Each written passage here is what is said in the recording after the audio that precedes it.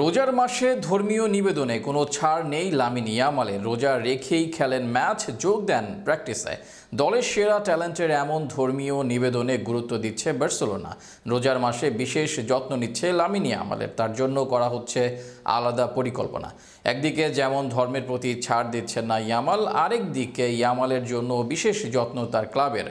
রমাদান মাসে ইয়ামালকে ঘিরে বার্সেলোনার যত্নকে ঘিরে বিস্তারিত থাকছে প্রতিবেদনে। বয়স মাত্র 17, এই বয়সে ফুটবল বিশ্বের সব আকর্ষণ নিজের মাঝে পেয়েছেন লামিন ইয়ামাল। বার্সেলোনার এই রাইট উইঙ্গার এর মাঝে দলের কেন্দ্রবিন্দুতে পরিণত হয়েছে। এই মৌসুমে দলের হয়ে 36 ম্যাচে 26 গোল অ্যাসিস্ট পেয়েছেন ইয়ামাল। 11 গোলের সাথে আছে 15 অ্যাসিস্ট। লা লিগা ও চ্যাম্পিয়ন্স লিগ সব জায়গায় দুর্দান্ত এই উইঙ্গার।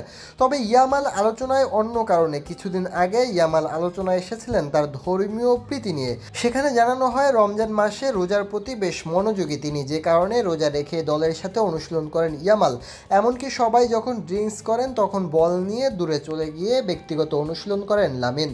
অর্থাৎ নিজের রোজার সাথে কোনো ছাড় দিতে রাজি হননি ইয়ামাল। এবার তাই ইয়ামালকে নিয়ে আলাদা পরিকল্পনা করেছে বার্সেলোনার এমন পরিকল্পনার কথা বলা হয়েছে madridbarcelona.com এর পক্ষ থেকে। সেখানে নিজের প্রতিবেদনে আদ্রিয়ান ফানাস গার্সিয়া এমনটাই জানান, যেখানে তিনি জানান রমাদান মাসে সারাদিন খাবার ও কোনো পানীয় খায় না মুসলিমরা, আর সেটা একজন অ্যাথলেটের শরীরের উপর প্রভাব ফেলতে পারে। এই মুহূর্তে লামিন ইয়ামাল বার্সার গুরুত্বপূর্ণ খেলোয়াড়, তাই রমজান মাসে তার সর্বোচ্চ গুরুত্বটাই দিতে চায় ক্লাব। সেখানে তাই রোজার সময়টুকু বাইরে যে সময় থাকবে সেই সময় ইয়ামালের জন্য পর্যাপ্ত পানীয় ও শক্তিযুক্ত খাবারের ব্যবস্থা করবে। এছাড়া তার জন্য রাখা হয়েছে আলাদা পুষ্টিবিদ। ইয়ামালের পুষ্টির কথা বিবেচনা করেই রাখা হচ্ছে সে ধরনের খাবার। একই সাথে ইয়ামাল যেন রোজার সময়টুকুতে শক্তিশালী থাকতে পারেন, তার মাঠের খেলায় প্রভাব না পড়ে, সেটার জন্য তার পর্যাপ্ত খাবার ও পুষ্টির ব্যবস্থা করতে যাচ্ছে বার্সেলোনা। সব মিলিয়ে রোজার মাসে ইয়ামালের জন্য করা হচ্ছে আলাদা যত্ন। এর আগে এমন যত্ন করা হয়েছিল সাবেক বার্সেলোনার খেলোয়াড় উসমান ডেম্বেলের ক্ষেত্রেও।